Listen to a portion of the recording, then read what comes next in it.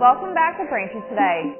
I'm Martha Konstandinidis and you're watching BCAM TV. Now we'll be getting into our latest stories from the week.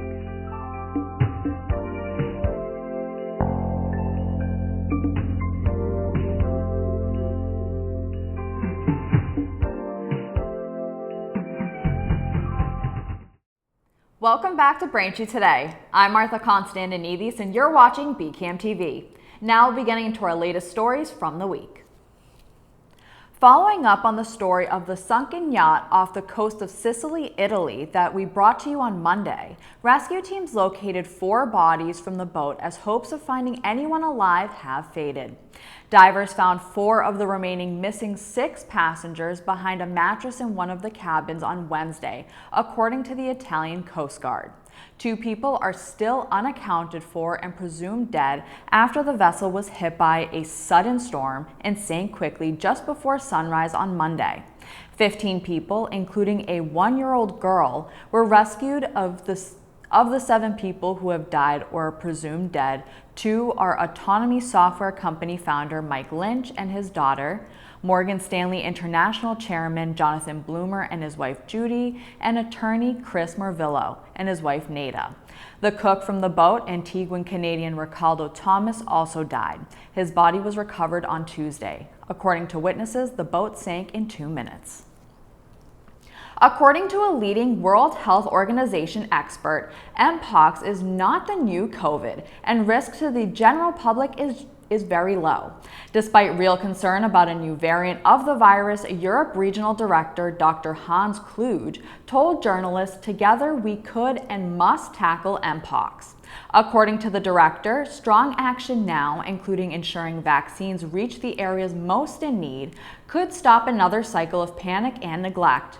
The United Nations Health Agency recently declared Mpox a global public health emergency for the 2nd time in 2 years. It followed an outbreak of the disease in the Democratic Republic of Congo that has spread to neighboring African countries. Formerly known as monkeypox, Mpox is a rare viral infection that spreads through close contact. On Wednesday, more than 2,000 pro-Palestinian protesters marched past a park where pro-Israel demonstrators had gathered earlier and toured the arena hosting the 3rd night of the Democratic National Convention. The demonstration, which stayed largely peaceful, came a day after violent clashes between police and protesters that led to 56 arrests at a much smaller unsanctioned protest outside the Israeli consulate.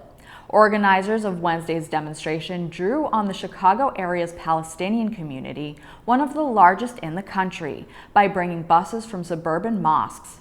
At times, the march took on a festive tone as a drumline led marchers and a sea of Palestinian flags waved above the crowds. A telecom company is now paying a $1 million fine for its role in the deepfake robocall that impersonated President Joe Biden's voice ahead of the New Hampshire Democratic primary. Lingo Telecom, a voice service provider that distributed the AI-generated robocalls through spoofed phone numbers, will pay the 7-figure penalty and agree to stricter oversight protocols. Federal authorities call this a first-of-its-kind enforcement action against malicious deepfakes or AI-driven impersonations of others. The Federal Communications Commission chair said in a statement, quote, "Every one of us deserves to know that the voice on the line is exactly who they claim to be. If AI is being used, that should be made clear to any consumer, citizen, and voter who encounters it." End quote. The AI robocall impersonating Biden's voice told New Hampshire voters not to vote in January's Democratic primary.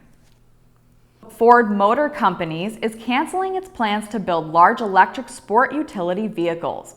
Ford expects to take an almost $2 billion charge and write-downs because of softer than expected demand. Ford had indicated that it would hold off on plans for electric SUVs until 2027. On Wednesday, however, the company said it is canceling the model altogether, citing tough pricing pressure. Automakers are resorting to aggressive discounts to move their electric vehicles. Ford instead will offer a hybrid gas-electric version of a future large 3-row SUV, a popular vehicle category that includes the Explorer and Expedition. The company is also delaying the launch of a new electric pickup truck by 1 year until 2027. In addition, Ford said it would cut its capital spending on fully electric vehicles to about 30% of its budget from 40%. Ford has said its EV business is on pace to lose about $5 billion this year, and consumer interest in EVs has reduced after a burst of enthusiasm. Thanks for watching Braintree today. We'll be right back with more after the break.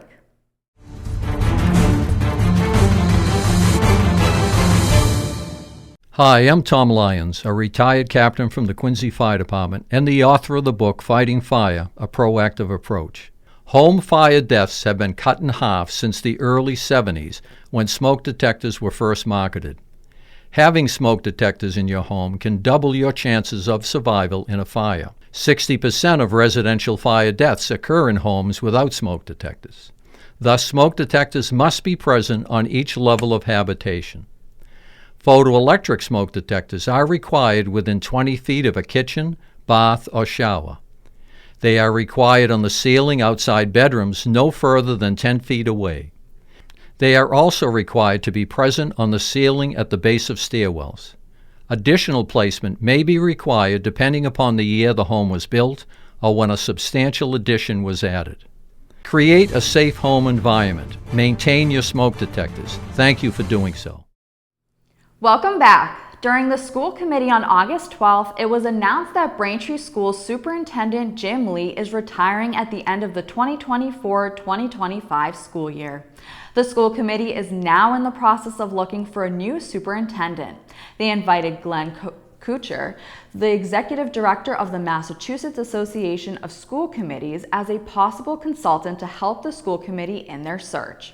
Here's more from the MASC executive director. This is Glenn Kuchar. He is the executive director of the MASC, again, the Massachusetts Association of School Committee. And as you all know, Mr. Lee will be retiring at the end of his contract next year. So we need to start looking for our next superintendent.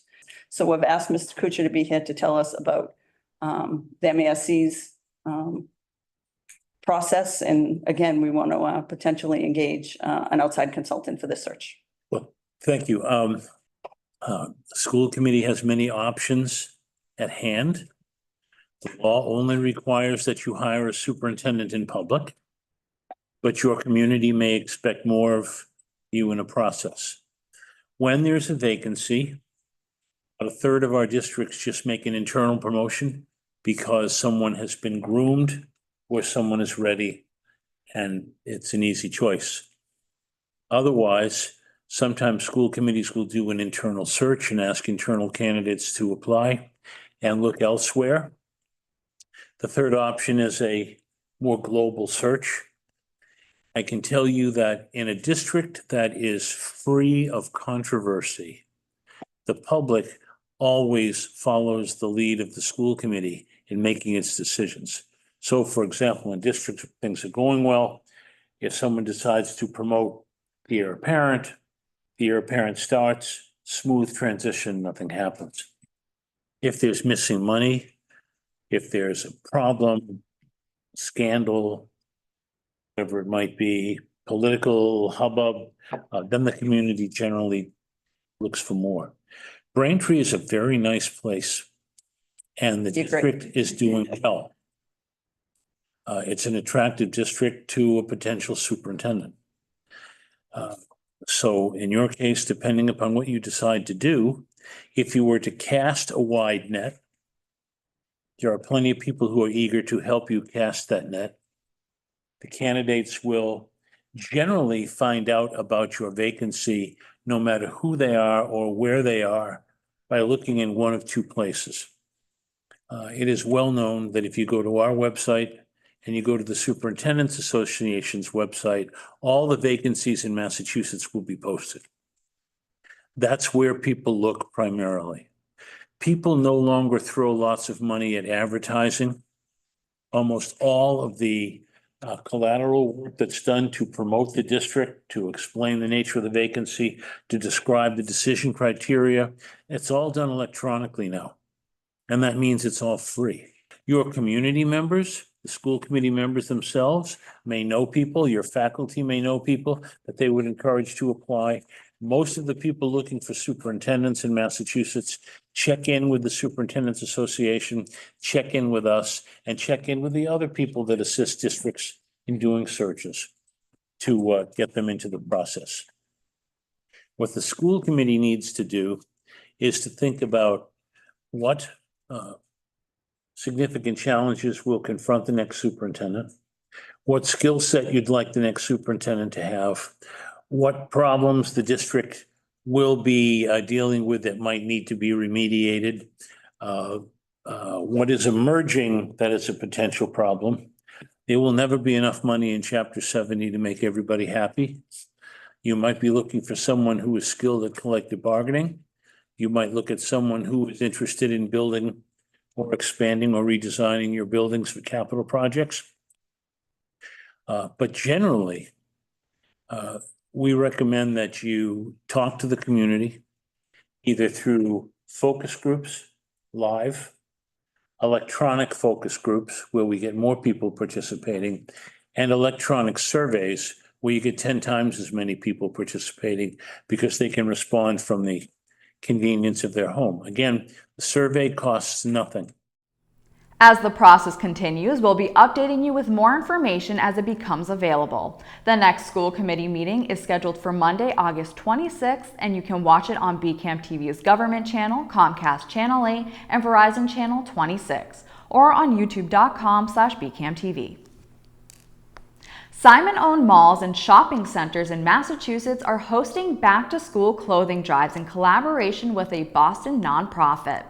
Local Simon centers like Braintree South Shore Plaza have partnered with Cradles to Crayons for the drive. Big yellow school bus displays are located at all participating locations with tags attached. Shoppers can simply grab a tag, shop, and return the donations to the location listed on the tag. All donated products will be sent to Cradles to Crayons for distribution. The drive runs from now through September 16th at multiple locations. The bus display is located between Kay Jewelers and T-Mobile.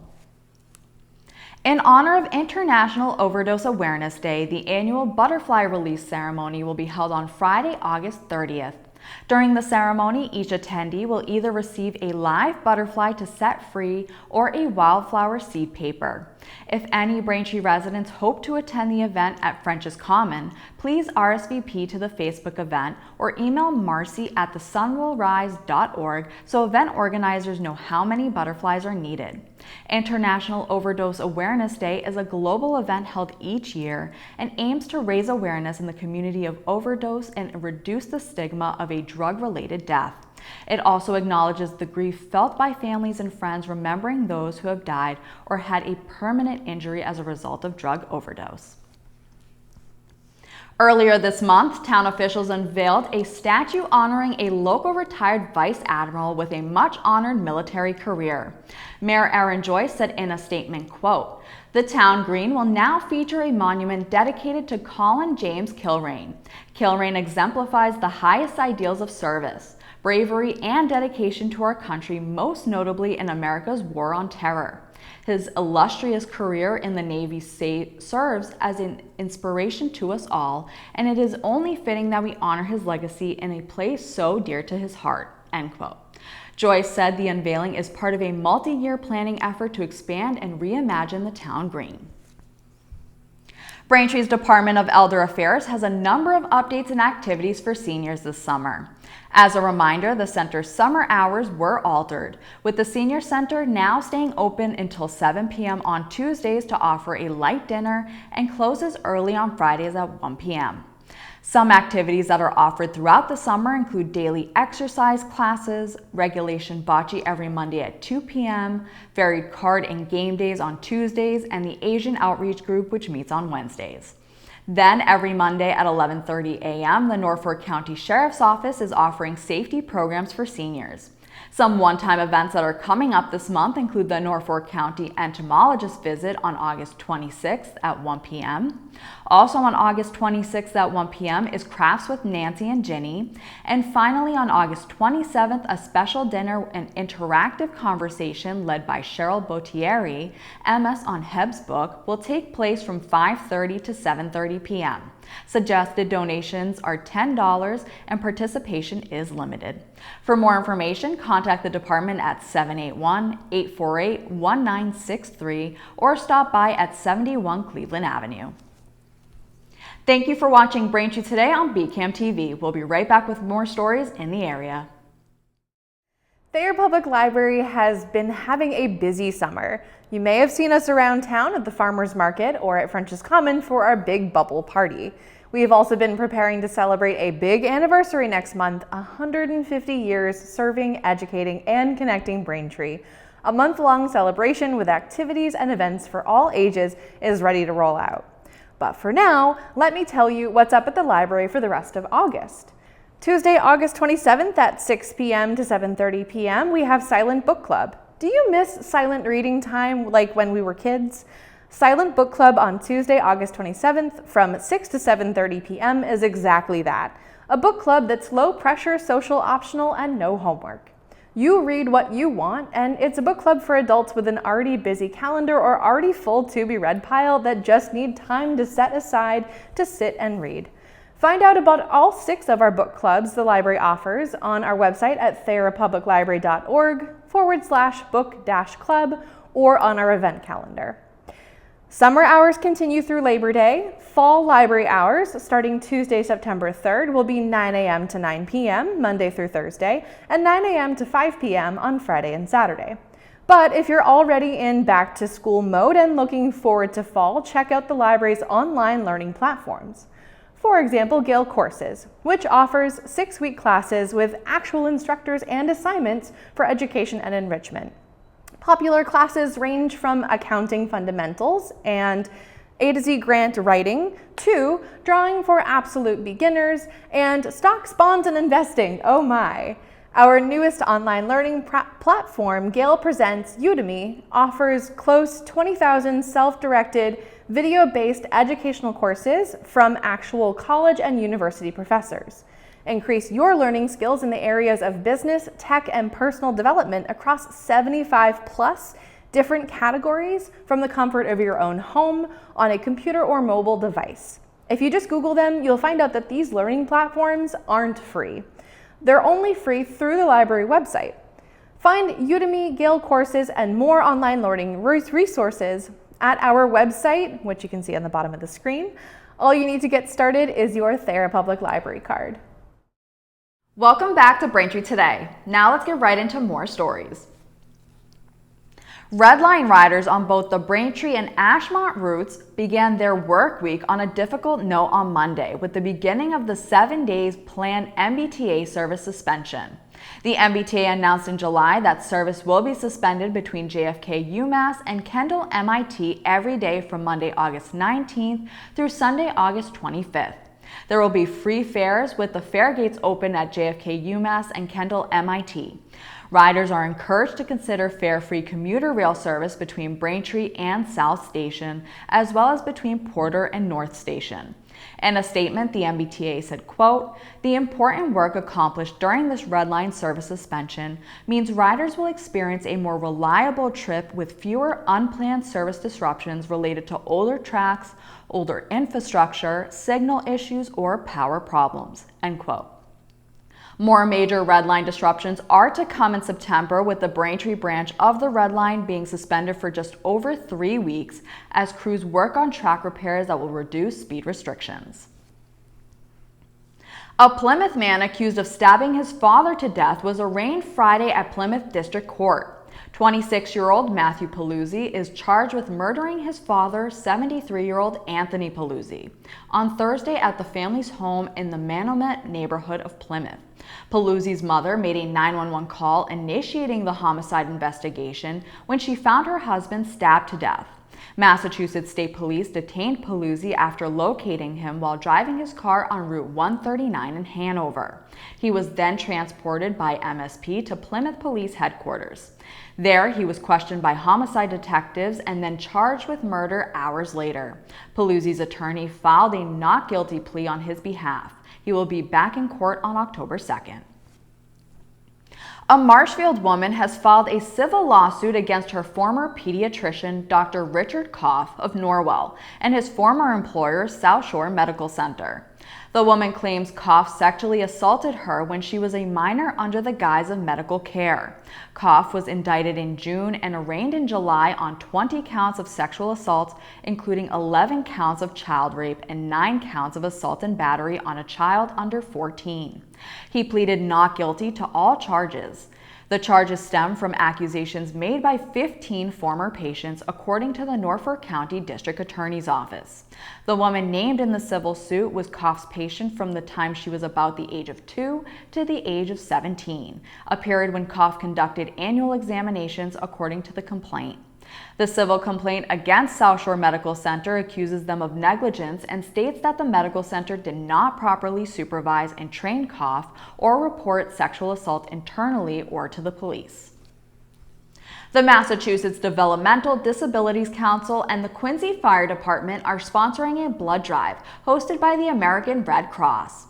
The drive will be held at Four River Clubhouse in Quincy on August 24th from 9 a.m. to 2 p.m.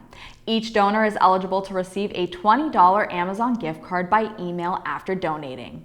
To schedule an appointment, visit redcrossblood.org. If you have any questions or need help, contact Fatima Batista at 617-770-7676, extension 114.